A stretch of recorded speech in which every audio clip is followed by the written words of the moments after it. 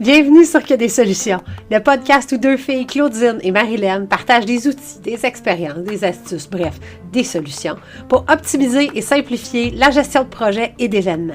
Et par événement, on s'entend, là. C'est pas seulement des festivals, des marathons, des gros congrès. Un événement, ça peut être une rencontre virtuelle, une conférence de presse, un souper d'employés, un lancement de produits. Un événement, c'est quelque chose qui est à ton agenda puis qui inclut plus que toi. Bon épisode.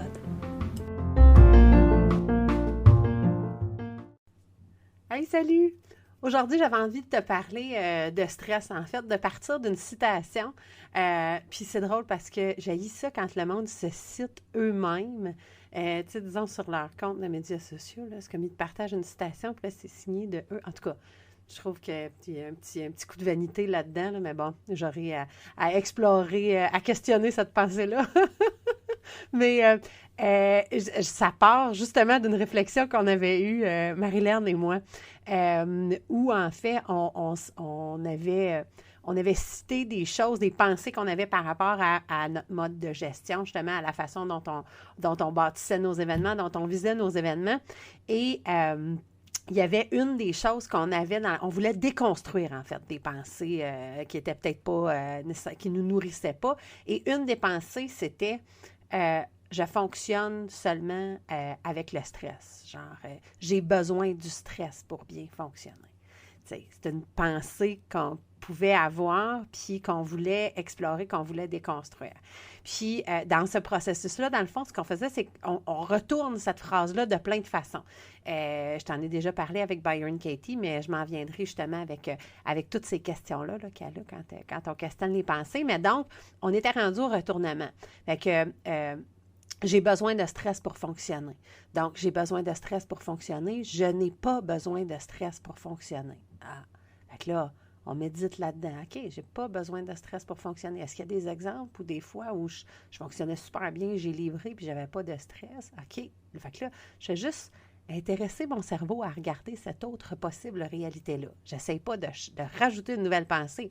J'essaie juste d'explorer. Après ça, on continue à retourner. Fait que j'ai besoin de stress pour livrer, pour exceller. Je n'ai pas besoin de stress pour exceller. Et là, on en est venu à le stress a besoin de moi. Ah, OK, ouais. Parce que le stress a besoin de moi, dans le fond, pour exister. Parce que si je ne le nourris pas, si je ne le laisse pas entrer dans ma vie, bien, ce stress-là, de performance pour exceller, bien, il n'existe donc pas dans mon univers à moi. Ah, OK, là, on regardait ça. Et finalement, on a fini avec le stress peut vivre sans moi. Puis là, c'est comme si, au lieu de, tu sais, on ne l'abandonne pas, il n'est pas négatif, c'est pas, c'est pas méchant, on n'a pas l'impression de le laisser tomber, tu sais, de l'abandonner sur le bord de la rue, comme le petit bonheur. C'était comme juste, ben, il peut vivre sans moi. Fait que les autres continueront à y tenir puis à sentir qu'ils en ont besoin, mais il va pouvoir continuer à vivre. Mais moi, j'ai envie de ne pas nécessairement le choisir, de ne pas nécessairement l'inviter, puis de ne pas baser ma performance là-dessus. Puis écoute, les deux, là, ça avait vraiment été... Tu sais, quand tu as un aha moment, là, tu sais, fait que on riait, on était comme, ah, wow, ça venait d'ouvrir une porte dans notre esprit. Puis c'est resté quelque chose que j'ai dans mes notes, dans mon téléphone, puis que je revisite à certains moments. Puis j'avais envie, donc, de te le partager, puis en fait, d'aller un peu plus loin. Peut-être que le stress peut vivre sans moi, mais surtout dans la notion du danger. Tu sais, quand on constate qu'on livre bien sous pression, le danger, c'est de croire qu'on a besoin de la pression pour livrer. Puis, c'était ça que je voulais explorer, dans le fond, que je voulais regarder parce que je considère vraiment que le stress, le trac, justement, de pré-performance peut être super intéressant, super bon. Il y a toutefois un moment où ça peut s'emballer. Puis, j'essayais de voir, justement, ben OK, c'est quoi les trucs, c'est quoi les choses, qu'est-ce qui a fait, justement, que c'est comme, on s'est senti libéré. Puis, dans le fond, il y avait vraiment deux aspects. Fait que c'est ce que j'ai envie de te partager aujourd'hui. Fait que pour justement se permettre de mettre une barrière un peu entre cette pression-là puis notre impression qu'on a besoin de ça pour livrer. Puis, je voyais qu'il y avait vraiment deux choses. Donc, d'être proactif puis de visualiser.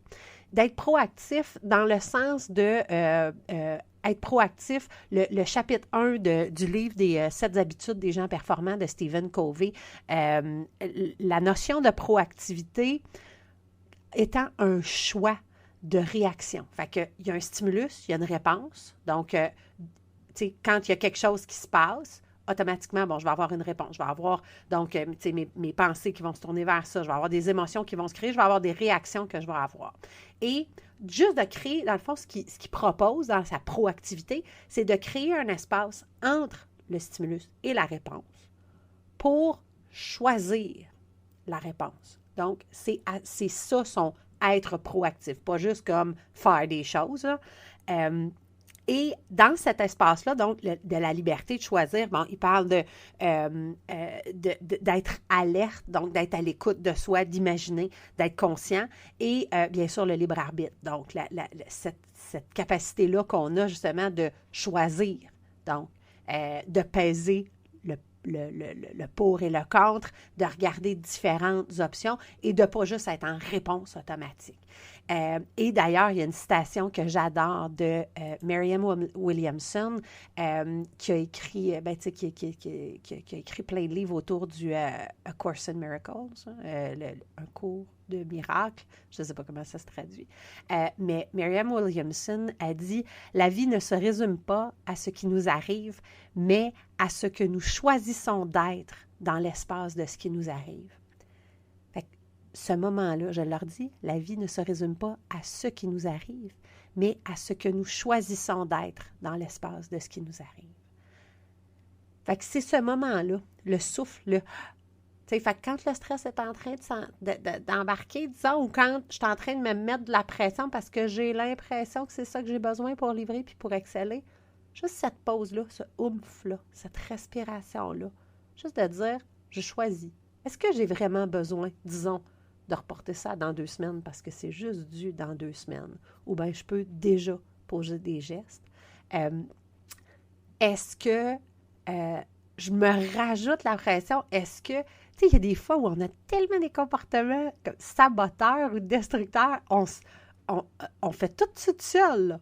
On rajoute toute la pression, on étire des délais, on va ajouter aussi une charge, juste parce qu'on a l'impression que, tu sais, il y a la petite voix qui dit, ben non, mais si tu fais juste ça, c'est comme pas assez, qu'est-ce que le monde va penser? Genre, non, tu as le droit de faire quelque chose d'honnête et de correct et de suffisant. Fait que, voilà pour le côté proactif. Maintenant, la visualisation. Je disais justement un peu, là, au lieu d'étirer des délais ou d'aller... En fait, quand on se place dans de la visualisation en début d'un projet, de création d'un événement, tu sais, puis tu le sais, là, la définition des événements est large, hein? N'importe quoi qui se tient dans ton agenda puis qui inclut plus que toi, mais aussi, tu sais, dans le cadre d'un plus grand projet, donc qui n'est pas nécessaire, qui va être une suite infinie d'événements, mais puis même dans la gestion, dans le fond, des équipes, dans ta gestion de ta famille, de ta vie, de tes vacances qui s'en viennent, ou tu es peut-être déjà dedans. Donc, de visualiser. Puis, dans le fond, ça réfère aussi à une des habitudes de Stephen Covey qui est, je pense que c'est la deuxième, attends un petit peu, je vais chercher ma page, de partir avec la fin en tête. Ben oui, c'est sa deuxième. Fait que visualiser, dans le fond, juste de voir, OK, tu sais, ce que j'ai besoin de faire, disons, le projet que je dois livrer ou ce qui s'en vient dans ce contexte-là. Planification de notre Assemblée générale annuelle, le party d'employés, l'ouverture de la place publique qu'on vient de créer. Donc, juste de m'asseoir puis de le visualiser. Puis peut-être comme de prendre des notes là, dans soit un document genre Word bien simple ou, malgré que je dis tout le temps de ne pas faire du Word, mais pour ce genre d'affaires-là, vraiment juste comme traitement de texte, idéalement manuscrit. Ça fait tellement du bien là, comme d'utiliser ses mains, puis ça peut être juste écrire des petits mots, juste de visualiser dans le fond. Entre maintenant puis ce moment-là où c'est canné, livré, on se tape dans les mains, tout a fonctionné, qu'est-ce qui a à se passer? Puis, Pas besoin de tomber dans toute la suite de courriels qu'on a besoin d'envoyer, puis là, mais juste de voir, OK, attends un petit peu. Fait que là, on va avoir besoin de faire venir une pelle, de creuser. On va avoir besoin de, j'avais cette discussion-là récemment, là, tu sais, OK, quand est-ce qu'on passe le filage électrique? Est-ce que c'est la première fois qu'on creuse? Est-ce que va-tu falloir faire revenir une pelle? Tu sais, fait, bon, on s'entend, là, ça, dans des projets de construction, là, d'autoconstruction, c'est une des choses qu'il faut penser, justement. C'est comme si on creuse, comment qu'on peut creuser une fois, mettre un tuyau BNQ, tout passer dedans, au pire.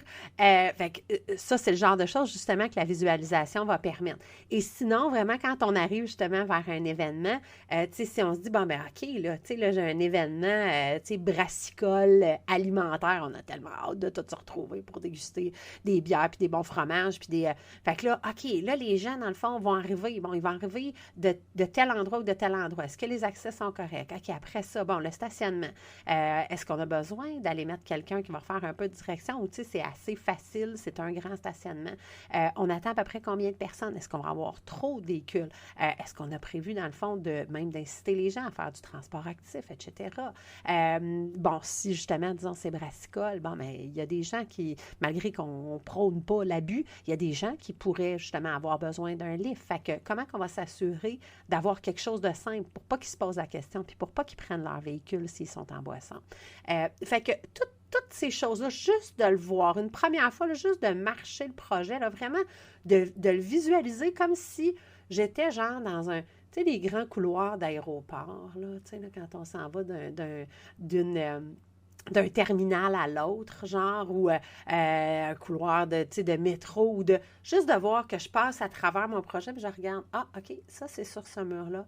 Ah, il va y avoir telle chose. Ah, je vais avoir besoin de la collaboration de telle personne ou de tel organisme, mais à tel moment. Juste de regarder ça, justement, ça permet de voir, de un, qu'il y en a en tabarnouche des affaires à faire. Fait que qui tu vas aller te chercher pour t'aider, mais aussi... niaise pas, tu sais, commence donc tout de suite pour pas avoir la gigapression de fou, puis que justement, si tu as besoin, moindrement, là, tu sais, on le sait quand on deal avec des villes ou avec des grandes organisations qui donc nécessitent plusieurs paliers d'autorisation, là, juste d'avoir un OK pour faire quelque chose, des fois, ça peut prendre 6, 8, 10 semaines. Fait que si tu niaises en premier à émettre ton idée, à faire ta demande d'autorisation, bien, il peut juste avoir une fin de non-recevoir. Tu auras fait toutes les autres étapes. Si tu n'as pas fait celle-là, fait que là, justement, le stress peut donc bien fonctionner sans toi. Là, t'sais. Fait que être proactif, visualiser, pour éviter justement que ça s'emballe, puis pour éviter que ce stress-là, qui est censé être quelque chose de bien, quelque chose de bon pour nous, qui nous aide justement à réagir, qui nous aide à identifier les menaces, puis qui nous aide à bien fonctionner, bien, qui ne s'emballe pas comme un cheval qui vient de se faire piquer par une guêpe, puis qui finisse par te donner des coups de sabot dans la face. T'sais. Fait que voilà pour aujourd'hui. Donc, le stress peut fonctionner sans toi. Hey, salut!